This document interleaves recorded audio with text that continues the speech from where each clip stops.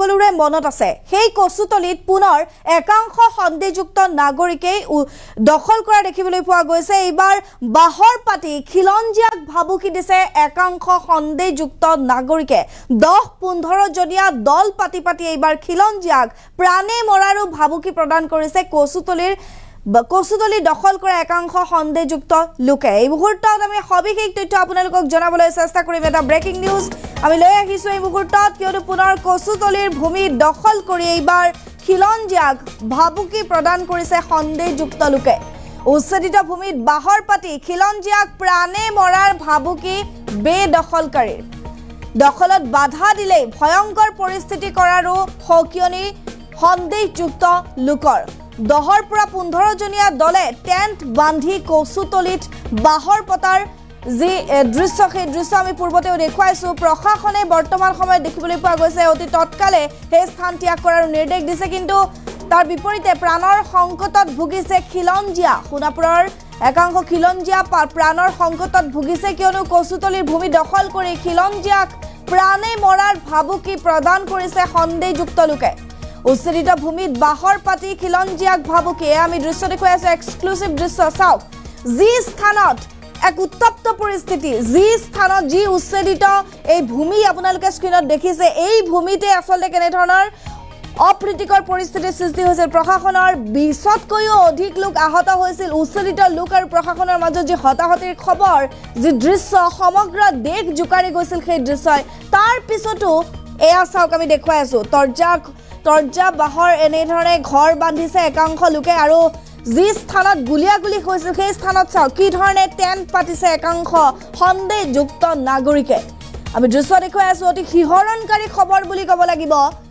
উচ্ছেদিত ভূমিত পুনৰ দখল কৰিছে একাংশ সন্দেহযুক্ত নাগৰিকে। কি সাহসত, কাৰ ছত্ৰছায়াত আচলতে এনেধৰণৰ ঘটনা সংঘটিত হৈছে, তাক লৈ সংকটত পৰিছে খিলঞ্জীয়া লোক।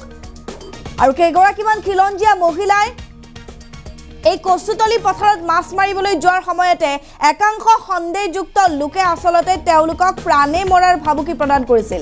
আমাৰ হাতত এটা মন্তব্য আছে, প্ৰথমটো মন্তব্য এই মুহূৰ্তত আগবঢ়াম। সেই মন্তব্যত স্পষ্টকৈ কৈছে যে কেনেধৰণে প্ৰাণে মৰাৰ ভাবুকি দিছিল খিলঞ্জীয়াক এইসকল উচ্ছেদিত ভূমিত পুনৰ ঘৰ বন্ধা সন্দেহযুক্ত লোকে। আগবঢ়াইছো প্ৰথমটো মন্তব্য। যোৱাকালি এটা কথা গম পালোঁ যে তাৰে আমাৰ বিজনীৰ ট্ৰাইবেল মানুহ আমাৰ কেইজনমান মাইকী মানুহ তাতে মাছ কটহনিত মাছ মাৰিব গৈছিল। মাছ মাৰিব যাওঁতে তাৰে মানুহে ধমকি দিছে যে আপোনালোকে ইয়াত নাহিব, ইয়াতে আহিলে ভয়ংকৰ পৰিস্থিতি হ'ব, আপোনালোকক ইয়াতে কাটি ইয়াতে পানীত পেলাই দিম, এনেকুৱাকৈ মন্তব্য কৰিছে। আৰু তেওঁলোক যোৱা নাই, বাহিৰৰ পৰা মানুহ আহি আছে, আমি গম পাইছোঁ পূৰা। তেওঁলোকে কৈছে যে ইয়াতকৈ ভয়ংকৰ পৰিস্থিতি কৰিব পাৰে তেওঁলোকে। এইটো ষড়যন্ত্ৰ পৰা চলি আছে, এইটো পুলিচ প্ৰশাসনে এইটো তদন্ত কৰিব লাগে পূৰা। যোৱাকালি এটা কথা গম পালোঁ যে তাৰে আমাৰ বিজনীৰ ট্ৰাইবেল মানুহ আমাৰ কেইজনমান মাইকী মানুহ তাতে মাছ কটহনিত মাছ মাৰিব গৈছিল। মাছ মাৰিব যাওঁতে তাৰে মানুহে ধমকি দিছে যে আপোনালোকে ইয়াত নাহিব, ইয়াতে আহিলে ভয়ংকৰ পৰিস্থিতি হ'ব, আপোনালোকক ইয়াতে কাটি ইয়াতে পানীত পেলাই দিম, এনেকুৱাকৈ মন্তব্য কৰিছে। আৰু তেওঁলোক যোৱা নাই, বাহিৰৰ পৰা মানুহ আহি আছে, আমি গম পাইছোঁ পূৰা। তেওঁলোকে কৈছে যে ইয়াতকৈ ভয়ংকৰ পৰিস্থিতি কৰিব পাৰে তেওঁলোকে। এইটো ষড়যন্ত্ৰ পৰা চলি আছে, এইটো পুলিচ প্ৰশাসনে এইটো তদন্ত কৰিব লাগে। আৰু এয়া আছিল মন্তব্যত স্পষ্টকৈ এইসকল ব্যক্তিয়ে খিলঞ্জীয়া লোকসকলে কৈছে যে কেইগৰাকীমান মহিলাই এই কচুতলি পথাৰত মাছ মাৰিবলৈ যোৱাৰ সময়তে সন্দেহযুক্ত নাগৰিকৰ যিহেতু 10টা-15টা যি দল বুলি ক'ব লাগিব, আৰু 10জনীয়া 20জনীয়া এই দলে প্ৰায় 100 মিটাৰ দূৰত্বত তেওঁলোকে জুম পাতি আছে। আৰু সেই জুম পাতি থকা দলকেইটাই আচলতে ভাবুকি দিছে, এক প্ৰকাৰ প্ৰাণে মৰাৰ ভাবুকি দিছে।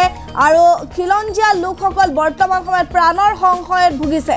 আমি দেখুৱাই আছো দৃশ্য, যি স্থানত অপ্ৰীতিকৰ পৰিস্থিতিৰ সৃষ্টি হৈছিল। প্ৰশাসনৰ যি উচ্ছেদিতৰ সৈতে প্ৰশাসনৰ যি হতাহতি, সেই খবৰ ইতিমধ্যে সকলোৱে জানে। 12 তাৰিখৰ যি ঘটনা, সেই ঘটনাই সমগ্ৰ ৰাজ্য জোকাৰি গৈছিল। কেইবাজনো লোকক আচলতে প্ৰশাসনৰ বিষয়া, উচ্চপদস্থ বিষয়া, আৰক্ষীক অতি বেয়াকৈ প্ৰহাৰ কৰা হৈছিল। ইয়াৰ সমান্তৰালকৈ উচ্ছেদিত লোককো গুলী চালনা কৰাৰ দৰে ঘটনা সংঘটিত হৈছিল। আৰু তাৰ পিছতে মিয়াৰ যি এক প্ৰসংগ সমগ্ৰ ৰাজ্যজুৰি চৰ্চালৈ আহিছিল, সেই সকলোবোৰ চাঞ্চল্য মাৰ যোৱাই নাই, কিন্তু সেই উচ্ছেদিত ভূমিত পুনৰ সন্দেহযুক্ত নাগৰিকে এনেদৰে ঘৰ বান্ধিছে। প্ৰশাসনৰ নিৰ্দেশ নামানি কচুতলি দখলৰ ষড়যন্ত্ৰ ৰচিছে বেদখলকাৰীয়ে। পুনৰ প্ৰি প্লেনিং কৰি আকৌ এনেধৰণৰ ঘটনাই সংঘটিত কৰাৰে এক পৰিকল্পনা কৰি আহিছে নেকি এইসকল সন্দেহযুক্ত নাগৰিকে, তাক লৈ সংকটত খিলঞ্জীয়া। মন্তব্য আছে আমাৰ হাতত, আগবঢ়াইছোঁ। আজি আমি কচুতলিত আমি তদন্ত কৰাৰ কাৰণে বা আমি মানুহখিনি যে জুম পাতি থকা বুলি আমি শুনা পাইছিলোঁ, তম্বুত উৰি থকা বুলি শুনা পাইছিলোঁ যোৱাকালি এটা মিডিয়াত বা চাৰ্কল অফিচাৰে তেওঁলোকক মানে মাইক যোগে তেওঁলোকক মানে কথাটো কৈছিলে। সঁচাকৈ আমি গ'লোঁ, গৈ আমি চালোঁ, তাতে তেওঁলোকে জুম পাতি মানুহবিলাক আছে। তেওঁলোকে আৰু বাহিৰৰ পৰা মানুহ আহিছে আৰু তেওঁলোকে মছজিদৰ কিবা আশ্ৰয়স্থলীৰ নিচিনা মানে ঘৰ এটা আছে, তাতে মানে তেওঁলোকে কেম্প বান্ধি আছে। সেই মানুহবিলাক উচিত হোৱা মানুহবিলাক গৈছিলে, কিন্তু কাৰ প্ৰৰোচনাত তেওঁলোকে আকৌ ঘূৰি আহি তেওঁলোকে আকৌ ঘৰ বান্ধি আছে বা কেম্প বান্ধিছে। আমি জনাত মানে এই মানুহখিনি বৰপেটা হওক, ধুবুৰী হওক বা নগাঁও মৰিগাঁৱৰ পৰা তেওঁলোকে আহিছে। আৰু সেই মানুহখিনি যে 12 তাৰিখে যেনেকুৱা পুলিচ প্ৰশাসনৰ ওপৰত তেওঁলোকে আক্ৰমণ যে কৰিছিল, ঠিক তেনেদৰে মানে তেওঁলোকে আকৌ নতুনকৈ প্ৰিপেন হয়তো তেওঁলোকে কৰিছে। আমি যেতিয়া গৈছিলোঁ, আমি তাত আমি কথা পাতিব নোৱাৰোঁ। আমাক গ'লে আমি যোৱাৰ লগে লগে আমাক ঘূৰি চাই তেওঁলোকে ক'ৰ পৰা আহিছে, কিহৰ কাৰণে আহিছে, তেওঁলোক অতি দুখৰ। আমি খিলঞ্জীয়া হিচাপে তাত আমি যাব নোৱাৰোঁ। উচ্ছেদিত অঞ্চলত আমি সুৰক্ষিত নহয়। সেইটো কাৰণে আমি প্ৰশাসনক আমি বিচাৰোঁ, কাৰ প্ৰৰোচনাত তেওঁলোকক মানে সেই আশ্ৰয় দিলে, সেই আশ্ৰয় দিয়াসকলক মানে প্ৰশাসনৰ ওচৰলৈ আওতালৈ আনিব লাগে, অতি শীঘ্ৰে তেওঁলোকক মানে গ্ৰেপ্তাৰ কৰিব লাগে। পৰিস্থিতি হ'ব পাৰে নেকি? আকৌ আজিতো দেখিলোঁ নহয়, তেওঁলোকে মানে আমাক মাৰিম কাটিম এনেকুৱা ধৰণৰ বস্তু আছে। তেওঁলোকে এজন দুজন নহয়, তেওঁলোকে জুম পাতি বান্ধি আছে, য'ত এটা পাৰ্টিত মানে 15জন 20জন আৰু ক'ৰবাত 50জন এনেকুৱা কৰি জুম পাতি আছে। 10টামান জেগাত এনেকুৱা জুম পাতি থকা দেখিলোঁ।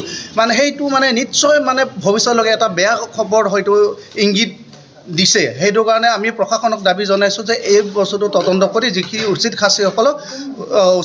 দোষীসকলক শাস্তি প্ৰদান কৰি আৰু উচ্ছেদিত লোকসকল ইয়াৰ পৰা খেদি পঠিয়াব লাগে।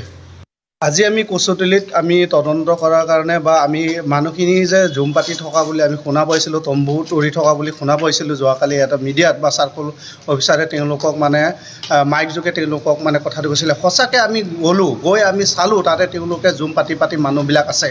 তেওঁলোকে আৰু বাহিৰৰ পৰা মানুহ আহিছে আৰু তেওঁলোকে মছজিদৰ কিবা আশ্ৰয়স্থলীৰ নিচিনা মানে ঘৰ এটা আছে, তাতে মানে তেওঁলোকে কেম্প বান্ধি আছে। সেই মানুহবিলাক উচিত